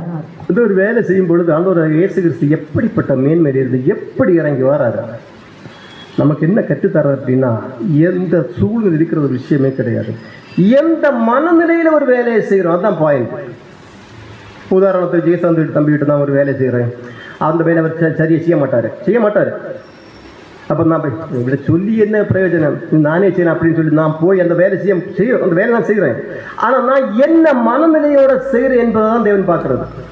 ஒரு வேண்ட வெறுப்போடு அவன் மேலே கோபத்தோடு அந்த வேலையை செஞ்சால் கட்டாயமாக தேவன் அதில் பிரீதி சந்தோஷப்படவே மாட்டார். சரி, அவரால் முடியல, நம்ம செஞ்சிடலாமே. அந்த தேவன் விரும்புகின்ற குணலட்சணத்தோடு அந்த வேலையை செய்வோம் அப்படின்னா அது தேவனுக்கு சுகந்த வாசனையாக தான் காணப்படும். இல்லைன்னா நம்ம மாய்மானம் பண்ணுற ஒரு வேலையை தான் செஞ்சுட்டு இருக்கிறோம். அப்போ எந்த ஒரு விஷயத்திலும் நம்ம எப்படிப்பட்ட சூழ்நிலை தான் வந்தாலுமே தேவன் விரும்புகின்ற ஒரு கேரக்டரில் வந்து அதை செய்வோம் அப்படின்னா அது தேவன் அங்கீகரிக்கிறார். இல்லைன்னா அந்த பரலோகத்தில் போல பந்திக்கு நம்ம தகுதி உள்ளவங்களா என்பது ஒரு கேள்விக்குறியான விஷயம். சின்ன பாயன் உங்களுக்கு புரிஞ்சிருக்குன்னு நினைக்கிறேன். நான் எந்த ஒரு விஷயத்தை செய்தாலுமே எப்படி செய்யணுமா? முழு இருதயம் அப்படின்னு சொல்றது அது தேவன் விரும்புகின்ற வண்ணமான சிந்தனை. இந்த சிந்தனையில எப்பொழுதுமே கேர்ஃபுல்லா இருக்கணும். நான் எந்த நோக்கத்தோட பேசுறேன், நான் பேசுறதுனால வருகின்ற எனக்கு என்ன கிரெடிட் வருகிறது, தேவனுக்கு என்ன நன்மை மகிமை செய்கிறது, இதை தெள்ள வரையறுக்க நம்முடைய இருதயம் சொல்லும்.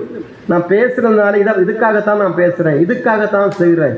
அப்போ தேவனுடைய நாம மகிமைக்காக, சத்தியத்திற்காக, சகோதரர்களுக்காக அந்த தேவன் விரும்புகிற சிந்தனையோடு செய்கிறேனா அப்படின்னு என்னுடைய இருதயம் எனக்கு சாட்சி கொடுக்கும். அது பரலோகத்துக்கு ரீச் ஆகிடும்.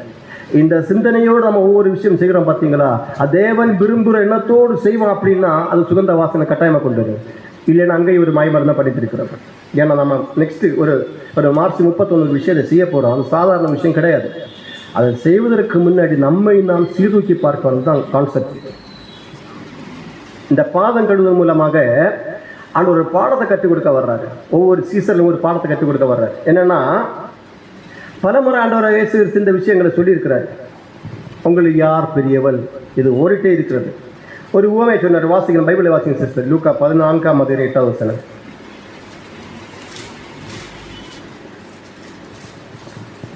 லூக்கா 14:8. ஒருவனால் கல்யாணத்துக்கு நீ அழைக்கப்பட்டிருக்கும் போது பந்தியில் முதன்மையான இடத்தில் உட்காராதே, உங்களிலும் கனம் உள்ளவன் ஒருவேளை அவனால் அழைக்கப்பட்டிருப்பான். இப்படி சீசர்களுக்கு ஒவ்வொரு விஷயத்தையும் சொல்லிட்டே வராரு. இவங்களுக்கு காதுக்குள்ள போன மாதிரி இல்லை. ஏன்னா அது போயிருந்தா கிரியையில காண்பிச்சிருப்பாங்க. அதனால ஒரு இயேசு கிறிஸ்து கரெக்டாக கண்டுபிடிச்சிட்டாரு. இன்னும் உங்களுக்கு தாற்பயம் புரியவில்லை, அதனால செய்து காண்பிக்க சூழலுக்கு வந்துட்டாரு. ஆக்சுவலாக பாதங்கள வேண்டியது பேதுரு அப்போஸ்தலர் செய்ய வேண்டிய விஷயம். அவர் செய்யாததுனால அவரை செய்ய விட இல்லை. ஏன் செய்ய விடலை அப்படின்னா அவருக்கு ஒரு பாடத்தை கற்றுக் கொடுக்கிறார். மனநிலையை பார்க்கிறாரு. எந்த மனநிலையோடு இதை செய்ய வேண்டும் அதைத்தான் அவர் எதிர்பார்க்கிற ஒரு விஷயம். அப்ப நாம் அதைத்தான் எந்த மனநிலையுமே இதை செய்யறோம். ஒவ்வொரு விஷயம் நம்ம சபையில் உள்ள விஷயம் மட்டும் கிடையாது, ஒவ்வொரு விஷயமும் எந்த மனநிலையை தான் செய்கிறோம். ஏன்னா நம்முடைய டார்கெட் என்ன அப்படின்னா சபையாக மாற வேண்டும். இப்போ சபையாக மாறுவதற்கு நான் என்ன செய்ய வேண்டும்? அப்போ தேவன் எப்படி என்னுடைய செயல்பாடுகள் எப்படி இருந்தால் சபையாக மாறலாம் என்கிற ஒரு பாடத்தை தான் அங்கே சீசர்லும் கற்றுக் கொடுத்தாரு. அதை தங்கி நமக்கும் கற்றுத்தராரு. ஏன்னா நெக்ஸ்ட் ஸ்டேஜுக்கு வர வேண்டியது ஆண்டவராக இயேசு கிறிஸ்து இருக்கிற வரைக்கும் அவர் தான் இல்லை லீட் பண்ணிட்டு இருக்கிறாரு. இப்போ அவர் போக வேண்டிய டைம் வந்தாச்சு. அந்த லிஸ்ட்டில் டாப் லிஸ்ட் இருக்கான இயேசு கிறிஸ்து. இப்போ அவர் போக வேண்டிய சூழல் வந்தாச்சு. இயேசு கிறிஸ்து நன்றாகவே தெரியுது. நெக்ஸ்ட் யார் வர வேண்டுமா? பேதுரு அப்போஸ்தலர் வர வேண்டும். அவருக்கு குறிப்பாக பாடத்தை கற்றுக் கொடுக்க வேண்டிய சூழல் இருந்திருக்குது. அப்போ யார் பெரியவர் அந்த சிந்தனையை மாற்ற வேண்டியதற்காக இந்த விஷயம் சொல்லிட்டு வராரு. கல்யாணத்துக்கு வந்த முதன்மையான சீல உட்காராது. இது அவங்களுக்கு புரிஞ்சு அப்படின்னு கேட்டால் நிச்சயமா புரியல. அதை புரியாததுனால இப்போ ஒரு பந்தி ஆயத்தப்படுத்தி என்ன செய்ய வேண்டும் என்பதை தெல்ல தெளிவாக காண்பிச்சு கொடுக்குறாரு. அந்த விஷயத்தை ஒவ்வொரு சீசனும் உணர வேண்டும். இதுதான் ஆண்டவருடைய எதிர்பார்ப்பு. எத்தனை பேர் உணர்ந்தாங்க அப்படின்னு பிற்பாடு அந்த சூழல் நம்ம புரிஞ்சுது. அந்த சிச்சுவேஷன்ல புரியுது எத்தனை பேர் உணர்ந்தாங்க அப்படின்னு சொல்லி விடுது. அந்த ஊழியக்காரனாக வருகின்ற சீட்டில் உட்கார வேண்டிய பேதுரு குறிப்பாக உணர வேண்டும். என்னுடைய கேள்வி நான் முதல்ல ஒரு விஷயத்தை கேட்டேன். ஏன் ஆண்டவர் இது பேதுருடைய எதிர்பார்க்கிறார்? கொர்நேலிய வீட்டில் போனது பேதுரு அனுப்பி வச்சது ஏன் ஒரு தூதரை அனுப்பி செய்யக்கூடாதா? இதுதான் பாயிண்ட். முதல்ல கேட்ட கேள்வி. ஏன் பேதுருடத்தில் கொர்நேலிய வீட்டில் போய் சூஷன் சொல்லும்படிக்கு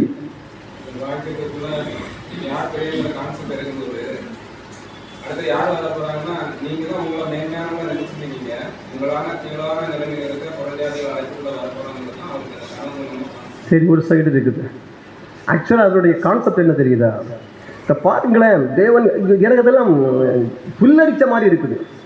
ஏன் பேதுருவை மேன்மைப்படுத்துது? அங்க பட்சபாதம் கிடையாது. 12 சீசன் இருக்கும்போது பேதுருவை மட்டும் நீ போய் அங்க போய் கொர்நேலியோட பேசு சுவிசேஷம் சொல்லி அது மட்டும் கிடையாது. கொர்நேலியோட தூதர் அனுப்பி சொல்றாரு பேதுருவை கூப்பிடு அப்படின்னு சொல்லி. இயேசு கிறிஸ்து எந்த பட்சபாதம் கிடையாது, ஒன்றும் செய்யாது. ஒரு விஷயம் இயேசு கிறிஸ்து தெளிவா புரிந்தாரு. வாசிங்க, பைபிள் வாசிச்சு மத்தேயு 16ஆம் அதிகாரத்தினுடைய என்னை யார் என்று சொல்லுற அப்ப பேதுரு அப்ப சொல்லுற ஒரு விஷயம் சொல்லுவாரு. அதுதான் அந்த உத்தரவு தான்.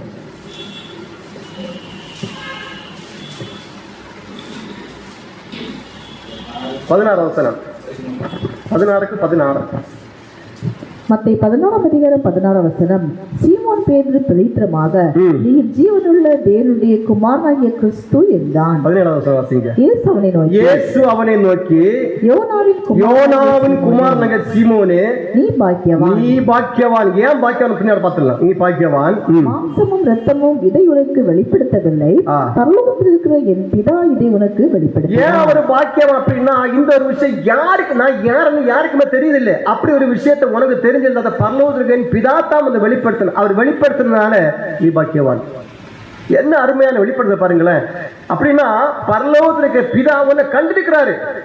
உன்னை கண்டதுனால இந்த விஷயத்தை வெளிப்படுத்தி இருக்கிறாரு. அதனால தான் கொர்நேலியோட சொன்னது பேதுரை கூப்பிடுங்க அப்படின்னு சொன்னது. ஆண்டவராக இயேசு இதை தெரிஞ்சுதான் பேதுரை முதன்மைப்படுத்தி கொண்டு வர்றாரு. சும்மா ஒன்றும் கிடையாது. பரலோகத்திலிருந்து ஒரு செலக்ஷன். அது ஒரு தேவனை கண்டிருக்கிறேன், அப்பா அவனை பார்த்துருக்கிறாரு.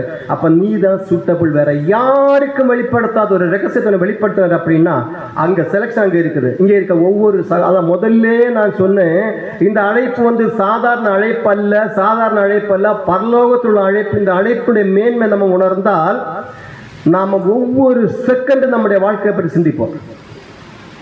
அந்த பாக்கியசாலிகள் லிஸ்ட் நம்ம இருக்கிற வைப்போம். அதுக்கு தகுதியான ஒரு வாழ்க்கை வாழ வேண்டும். அதுதான் பாயிண்ட். அதனால தான் ஆண்டவராக இயேசு கிறிஸ்து பேதுரை மேன்மைப்படுத்திட்டு வராரு. இங்க அதுதான் அதை முதல்ல சொன்னேன். ஏன் உலகத்தை போக இல்லையா? அப்பா காணோம் இல்லை. அப்பா கண்டதுனால அள்ளி கொடுத்துட்டே இருக்கிறாரு. இந்த பெற்றுக்கொள்ற நாம ஒரு மாய்மாலம் பண்ற வாழ்க்கை வாழக்கூடாதுதான் தேவனுடைய எதிர்பார்ப்பு. இயேசு கிறிஸ்துக்கு தெளிவாக புரிஞ்சாச்சு. பிதா இவர் சூஸ் பண்ணியாச்சு. இப்போ இவர் தான் நெக்ஸ்ட் ஸ்டேஜ் வர வேண்டும். அப்போ இவருடைய கேரக்டர் இப்படி இருக்கு, இதை மாற்றித்தான் ஆக்க வேண்டும். அதற்கு நான் என்ன செய்யணும்? அதை மகிமை விட்டு வெளியே வந்துட்டாரு. சீலையில தொடர்ச்சி ஒவ்வொரு விஷயமும் எப்படி பிராக்டிகலைசேஷன் அப்படியே அந்த கேரக்டராக மாறி காண்பித்து கொடுத்தாரு. எதற்காக? பீட்டருக்காக. இது அவங்களுக்காக மட்டும் கிடையாது, இங்கே நமக்காக. இப்போ ஏன்னா நாம் இதை தான் நெக்ஸ்ட் பண்ண போகிறோம். அவங்களுக்காக அல்ல, இப்போ இது நமக்காக. பேதுரு தேவன் கண்டது மாதிரி, பேதுரு அப்போஸ்தலர் தேவன் கண்டது மாதிரி நம்மையும் பார்த்துருக்கிறாரு. அதனால தான் இந்த வெளிப்படுத்து நமக்கு வருது. பேதுரு அப்போஸ்தலருக்கு தேவன் தன்னை வெளிப்படுத்தினது அப்படின்னா அதே ஒரு விஷயம் தான் நமக்கும் தேவன் வெளிப்படுத்தியிருக்கிறார். இதை பெற்று கொண்ட நாம எப்படிப்பட்ட ஒரு ஓட்டம் ஓட வேண்டும்? சும்மா வரான் ஒரு கடமைக்காக இதுக்கு. பூமி இன்னைக்கு உலகத்தில் கரண்ட் சிச்சுவேஷன் எப்படி இருக்குதாமா? இன்னைக்கு கரண்ட் சிச்சுவேஷன் எந்த சிச்சுவேஷன் ஓடிட்டு இங்கே எத்தனை வருஷம் இந்த உலகம் ஓடுமா பாருங்களேன். தெரியாது. மிஞ்சி போனா ஒரு 30 வருஷம். இதுதான் கால்குலேஷன். என்னோட கால்குலேஷன் கிடையாது. ஜீனியாலஜி பார்த்தா வரலாறு புரிய வந்துடும். நான் அதை தான் எப்பவும் சொல்லுவேன். கடைசி நிமிஷத்தினுடைய கடைசி மணித்துவிட கடைசி செகண்டுக்கு வந்திருக்கிறோம். இது 80 வருஷம் எல்லாம் போகாது. இவ்வளவும் தெரிஞ்ச நாம என்ன ஒரு வாழ்க்கை வாழணும்?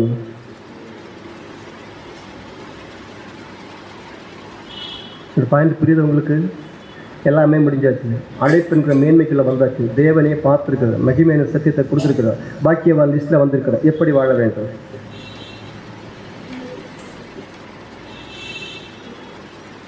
காலை கழுவுறது பார்த்தீங்களா? சபையில் யோவான் அப்போஸ்தலர் மாதிரி உள்ளவங்களும் இருக்கலாம், யூதாஸ் காரியத் மாதிரி உள்ளவங்க இருக்கலாம், பேதுரு மாதிரி உள்ளவங்க இருக்கலாம். எல்லாரிடத்திலும் ஒன்னே மாதிரி நான் டீல் பண்ணுறேன். ஏசு கிறிஸ்து பாதங்களும்போது எந்த பார்ஷாலிட்டியும் காண்பிக்கவே, அது தெளிவு. அந்த ஒரு கேரக்டரை வர்றதுக்கு நம்மளை கூப்பிட்டுருக்காரு. எந்த பார்ஷாலிட்டியும் காண்பிக்கவே கூடாது. யோவான் அப்போஸ்தலனா இல்லை யூதாஸ் காரியத்தா இல்லை பேதுரு அப்போஸ்தலர், எந்த ஒரு நபரும் நோ சான்ஸ். கிறிஸ்து எந்த மனநிலைமையில ஒவ்வொரு கால்களையும் கழுவினாரு, இந்த மனநிலைக்கு நாம வரணும். இருக்கின்ற இந்த சூழ்நிலையில வர இந்த 31 அனுசரிக்க பந்திக்கு முன்னாடி நம்ம இப்ப அந்த ஒரு கட்டாயமா மனசுல மாறணும். சும்மா ஒரு உணர்ச்சி வசப்பட்டு ஏதோ ஒரு கடமைக்காக அதெல்லாம் வேஷம் கட்டுறது, இதை தேவன் அங்கீகரிக்க மாட்டாரு. மனப்பூர்வமான சூழ்நிலைக்கு வரணும்.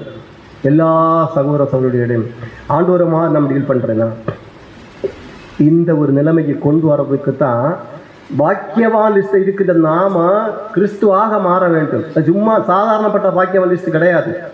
இந்த ஒரு வெளிப்படுத்தல் தேவன் நமக்கு தாரார் அப்படின்னா இது ஆசீர்வதிக்கப்பட்ட வகுப்பா, அதுல மாற்றமே கிடையாது. இவங்க எப்படி தங்களை காண்பிக்கணும், எப்படி வாழ வேண்டியதுதான் பாயிண்ட். யோவான நேசிச்ச மாதிரி தான் யூதாஸ் காரியத்தை ஆண்டவர் இயேசு நேசிச்சார். மாற்றமே கிடையாது, ஒரே ஸ்கேல் தான். அதே மாதிரி தான் பேதுரு அப்போஸ்தலன். எந்த பார்ஷாலிட்டியும் காண்பிக்காத ஒரு விஷயத்தை செஞ்சு காண்பிக்காரு. அன்னைக்கு செஞ்சது இன்னைக்கு நமக்கு அதை காண்பிக்கிறாரு. இப்படி நம்ம செய்வோம் அப்படின்னா எப்படியா இயேசு கிறிஸ்து அந்த பாதம் கழுகின்ற அதே மனநிலை கட்டாயம் அந்த மனநிலைக்கு வரணும். ஏன் வரணும் அப்படின்னா நாம் இப்போ பேதுரு அப்போஸ்தலன் மாதிரி பாக்கியவான் லிஸ்ட். எப்படி பாக்கியவானானோமா? இந்த மேன்மையான சத்தியத்தை தேவன் கொடுத்ததுனால. இது நாம சொல்றது கிடையாது. தேவன் ஒரு வெளிப்படுத்துகிற சகோதரனுக்கோ சகோதரிகளும் கொடுக்குறது அப்படின்னா சபைக்கு பெரிய ஆசீர்வாதத்தை கொண்டு வரதுக்காக அந்த பாக்கியவான் லிஸ்ட்டில் வந்து இருந்துட்டு ஆண்டவராக இயேசு கிறிஸ்து செஞ்ச விஷயத்தை நம்ம செய்யலை அப்படின்னா நம்ம எந்த லிஸ்ட்டில் போயிடுவோமா?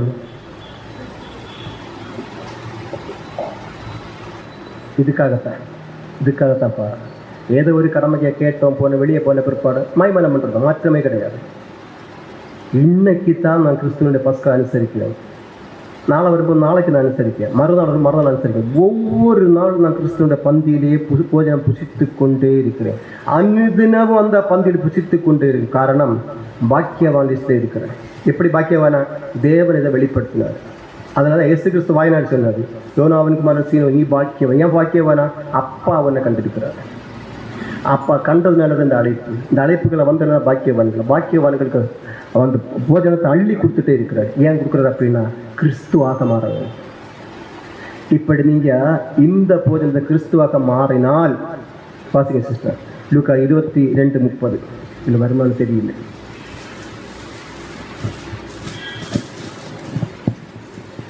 லூக்கா 22:30 நீங்கள் என் ராஜ்யத்திலே என் பந்தியில் போஜனபானம் பண்ணி இஸ்ரவேலின் 12 கோத்திரங்களையும் நியாயம் தீர்க்கிறவர்களாய் சிங்காசனத்தில் உட்காருவீர்கள் என்றார்.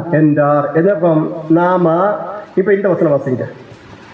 மற்ற 26:29 இது முதல் இந்த திராட்சை பிரசத்தை நவப்பணத்தை உங்களோட கூட என் பிதாவின் ராஜ்யத்திலே நான் பானம் பண்ணும் நாள் வரைக்கும் இதை பானம் பண்ணுவதில்லை என்று உங்களுக்கு சொல்லுகிறேன் என்றார். இப்போ இந்த பந்தில இருந்துட்டு இந்த தேவன் விரும்புற மாதிரி இந்த பந்தி வர 31 அந்த பந்தி அனுசரிப்போம் அப்படின்னா லூக்கா 22:30 சொல்லப்பட்ட அந்த பந்தியில போறது தகுதியாகும். அந்த தகுதிப்படுத்துகின்ற ஒரு வேலை தான் இங்க நடந்துட்டே இருக்கிறது. அந்த பந்திக்கு தகுதி ஆகிறதுக்கு ஆண்டவராகிய இயேசு கிறிஸ்து யூதாசை எப்படி நேசிச்சார்? தேவனுடைய பிரமாணத்துல ஆண்டவராகிய இயேசு கிறிஸ்து வந்து யோவான் ஸ்நாபரை நேசிச்சாரா இல்லையா? நேசிச்சாரு. உன்னை போல் உன் பிறனை நேசிப்பாயாக அந்த பிரமாணத்தை நிறைவேற்றுறோம். அதே ஆங்கிள் அதே ஸ்கேல்ல யூதாஸ் காரியத்தை நேசிப்பான் பார்த்தீங்களா? உன்னை போல் உன் சத்துருவை நேசி அந்த பிரமாணத்தை நிறைவேற்றுதான். இதே கோணத்தில் பேதுரு அப்போஸ்தலனை நேசிக்கிறான் பார்த்தீங்களா? உன்னை வெறுத்து அயலான நேசி. இந்த லிஸ்டுக்கு வர்றான். இந்த 3 விஷயம் நம்ம செய்யும் போது லூக்கா 22:30 வாசிக்கப்பட்ட அந்த பந்திக்கு நம்ம தகுதியாகும். என்னை போல் பிறரை நேசி என்கிற ராஜரிக பிரமாணத்தை எப்படி நேசிக்கிற அதை அப்ளை பண்றோமா? யோவான் அப்போஸ்தலனை நேசிக்கிறது மாதிரி. உன்னை போல் சத்துருவை நேசி என்கிற ராஜரிக பிரமாணத்தை எப்படி நேசிக்கிறது நம்ம செயல்படுத்தி கொண்டு வர்றோமா? யூதாஸ் காரியத்தை ஆண்டவர் இயேசு கிறிஸ்து எப்படி நேசிச்சாரு? அப்படி என்னை வெறுத்த அடுத்தவங்களை எப்படி நேசிக்க அப்படின்னா பேதுரு அப்போஸ்தலனை யோசிக்கிறோம். இந்த காரியத்தை நம்ம செய்யும் பொழுது லூக்கா 22:30 தகுதியாகும். அந்த தகுதிப்படுத்தும்படிக்கு தான் இன்னைக்கு ஒரு பந்திக்குள்ள நம்ம தேவன் கொண்டு வச்சிருக்கிறார். இந்த ஆசீர்வதிக்கப்பட்ட பாக்கியவான்கள் லிஸ்ட். இந்த பாக்கியவான் சும்மா பாக்கியவான் கிடையாது. உலகத்தான் சொல்லலாம் பாக்கியவான், இதுக்கு கொஞ்சம் லாட்டரி டிக்கெட் அடிச்சாச்சுன்னா பாக்கியவான் அது சொல்லுவாங்க. அது கிடையாது. அதுக்கு மேலான பரலோக தேவன் என்ன கண்டிருக்கிறார், இதை வெளிப்படுத்தி இருக்கு. அதனால நாம் பாக்கியவான்கள், ஒவ்வொருவரும் பாக்கியவான்கள். இந்த மகிமையை வெளிப்படுத்தி கொடுத்ததுனால ஒவ்வொருவரும் பாக்கியவான்கள். இந்த பாக்கியவான்களாக மாறி கிறிஸ்துவோட ராஜ்யத்தில் இருந்து ஆளுகை செய்யும்படி தகுதியாவதற்காக ஒரு பந்தியை கொண்டு வருவார் மார்ச் 31. அந்த பந்திக்காக ஒவ்வொரு நிமிஷமும் நம்மை சுத்தப்படுத்தி அந்த பந்திக்காக இல்லை, அந்த பந்திக்காக செய்வோம் அப்படின்னா கட்டாயமா அது சுயநலத்தின் அடிப்படையில் வருகின்ற மாய்மாலம். அதற்கு கிடையாது. லூக்கா 22:30 சொல்லப்பட்ட அந்த பந்திக்கு தகுதியாகும்படி தகுதியாக்குங்க. இப்படி நம்ம செய்வோம் அப்படின்னா நிச்சயம் அந்த பாக்கியவான்கள் நாம தான். இப்படி செய்யும்படி தேவன் தம்மை கிருபை செய்வாராக. உரிமையோடு இந்த சுத்தத்தை கேட்டவங்கள் யாவரும் கர்த்தர் தாமே ஆசீர்வதிப்பாராக. ஆமென்.